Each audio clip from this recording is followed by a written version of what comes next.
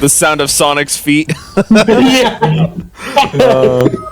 That's actually fitting, because right now I'm trying to make it to the nighttime Ubisoft marker, but like it's almost daytime, so I'm like rushing to get over there now.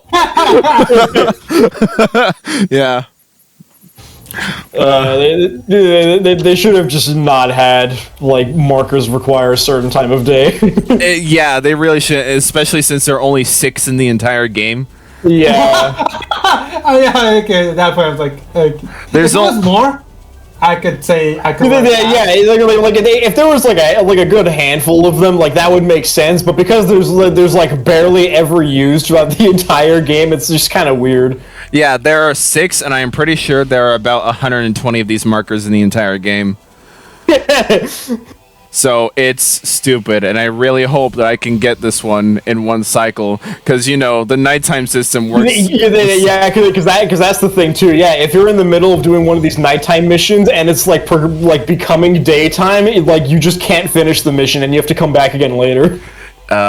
It's not great. That being said, welcome to part 29 of the Sonic Frontiers playthrough. We are almost there. We only got 5 episodes left of this playthrough, so we're gonna be hitting the home stretch. This is essentially a home stretch island because there are no other ones left. Yeah. So whoop-de-doo, collect that key. And I unlocked the final vault with that. That's crazy. You can already go get all the Chaos Emeralds. I could. Am I going to do that? No. I have to show off. I have to show off the rest of the world. Yeah, we have to get that runtime. Yeah, it's a. We have to get the 100% speed run now. Yeah. Yeah, 100% speed run. Yeah, exactly. Because there's a difference between any percent speed run and a 100% speed run. Yeah. Yeah. One takes like 8 hours. The other one, and the other takes 30 minutes. the other one takes 8 minutes.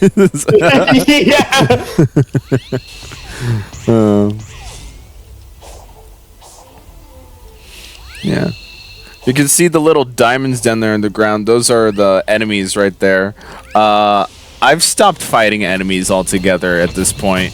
I mean, yeah, at a certain point, you just stop fighting things around you because they give you nothing.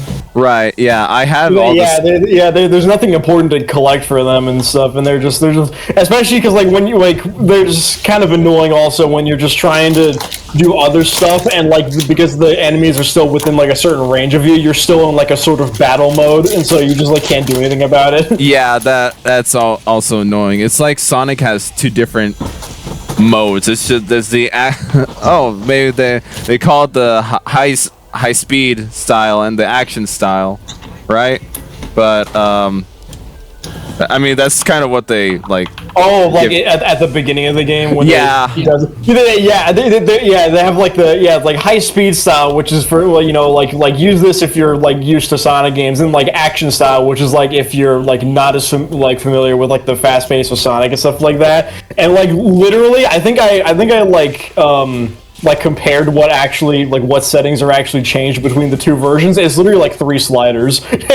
Oh. Like literally all they change is like his like maximum speed and like how much like how fast you go like when you're like in like a free fall, like if you go off of like slopes or like ramps and stuff like that or whatever, and like that's pretty much about it. It doesn't really change a whole lot. Yeah. And because the action style, like when it's like because it's like a lower like max speed, it's basically set to like nothing. So it is fucking agonizing to play an action style. There's no reason to just not choose high speed style. Yeah, because you want to go fast in the fast game. Yeah. Yeah, but I mean like even if you're not used to like the high speed of Sonic, like action style is just way too slow. Yeah. I mean, I at least appreciate the thought of like, you know, give you two predetermined settings Yeah. with the things. It's just one is clearly better than the other. I would have rather they put effort into making actual difficulty settings instead. Oh yeah, because that's also been the other thing. I've been playing this game on hard mode. Now, knowing me, I don't usually do that, but this is also where you learn in just any and all video games that difficulty settings are not made equal between games. Yeah. Yeah, no. Yeah, there's I think there's like literally no difference between any of the difficulties in Sonic Frontiers. One of the updates did add an extreme mode, and I still haven't tried it. I think I might actually like that might be something I might try doing at some point. But like that was like after the fact, though. Yeah. Let's make the game actually challenging, but Yeah, let's make the game challenging by making it so you die in one hit. God.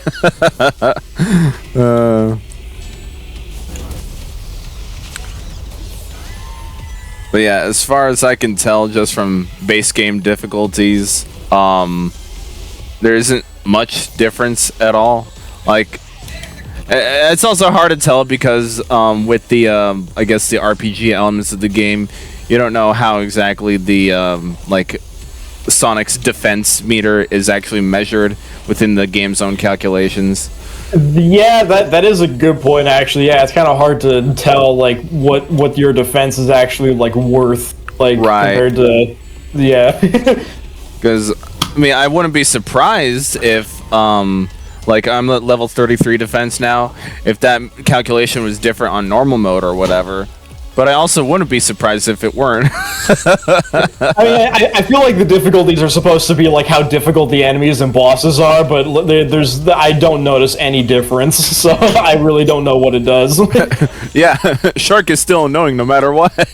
Yeah.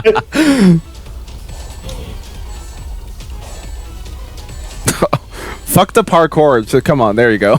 Yeah, the wall running specifically, it is so jank. Just a bit. Not jank.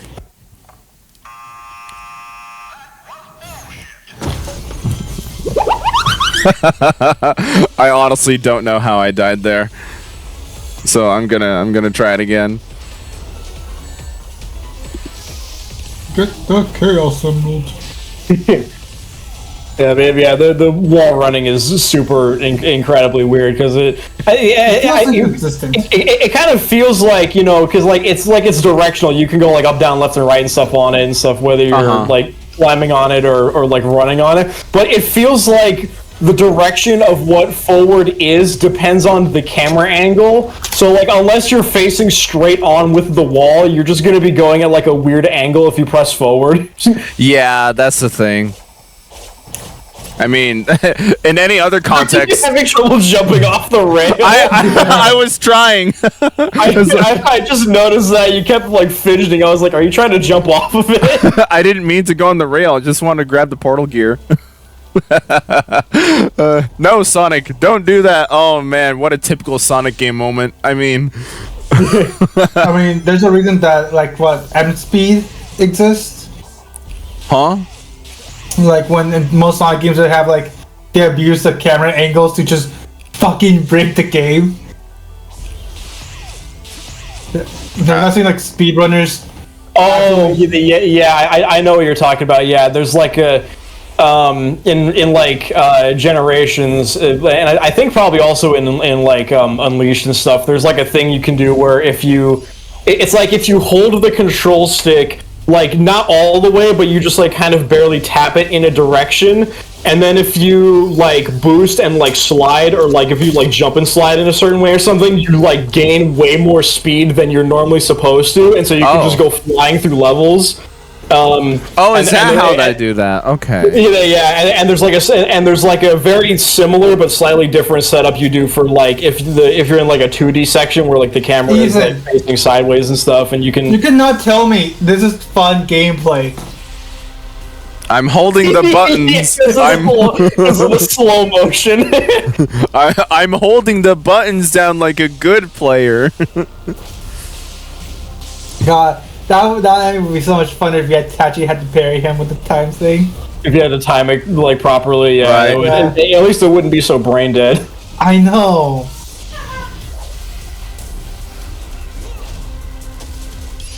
There we go. I mean, Carlos, with you being the DMC player out of us, like, what do you think of just the combat mechanics of Sonic Frontiers? They have potential, but the game does not give you anything to use with. Like any enemies to really challenge you, especially with that fucking parry mechanic. Yeah. It's not fun. Like, you have so much funner time finding the enemies without using the parry mechanic.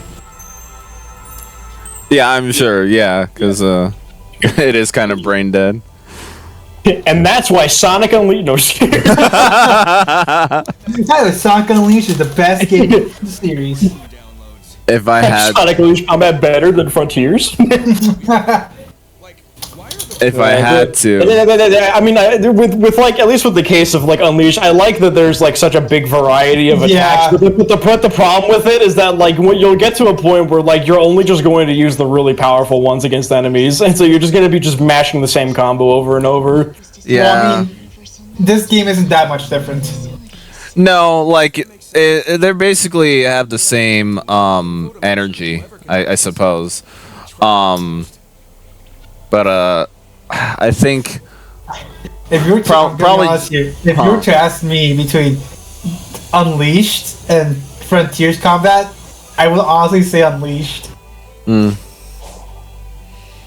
Because Unleashed doesn't have a parry mechanic to be bad. Yeah. That's pretty much the killing point for me. I mean, Yeah, but I kind of see what you mean with like Frontiers, that they're all kind of like the same energy and stuff like that. Like there's not really that much difference between a lot of the attacks, and I mean like even though some of them are like really similar to each other and stuff, so it's kind of.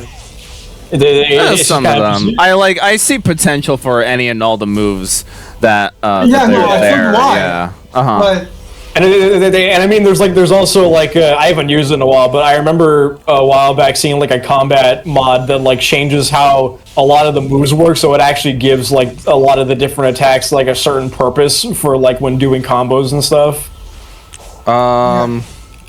yeah, because here's the thing. They have, at least in terms of how they look, potential to look like they can make cool combos. But it doesn't matter when you can press like 2 buttons and the enemy's dead. Oh, okay, yeah, because this game has a terrible health bar calculating system. It really does. It really does. At least Unleash's health meter system was competent. Because enemies in Frontiers don't really get any more powerful along with your level. Not really. Some of them have beefier health bars, just a little bit, but like And it doesn't help that like when you like in this last island, you can literally go to the what was it called, the fishing pond? Oh The yeah. big fish, and just farm that shit and boom, you're like max level. Yeah, the fishing economy is pretty broken. It pretty much is. But even And then, it doesn't even take you that long. no, it doesn't. It really You doesn't. get done like 20 minutes. you can literally just sit around just hitting A fishing, and you'll have everything maxed out in probably like a half an hour. Yeah. Right, and at this point, like, I would need to look in the menu again, but I'm pretty sure I have well over 300 of the purple coins.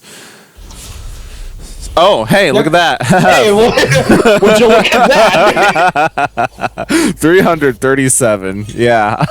I could, if I wanted to, just max myself out on all the red and blue seeds. And in no fairness, this what's it called, slot machine is very generous with its things. If Yeah. it makes it so like you don't have to like really look for these coins and boom. And like that's why I said the fishing economy is so broken. Like it's really easy to get purple coins, and then you barely have to spend like any to get those fish tokens, which like so you just farm up and just have fucking like maxed out fish tokens, and then it only costs like 5 to upgrade your attack and defense and stuff. Yep.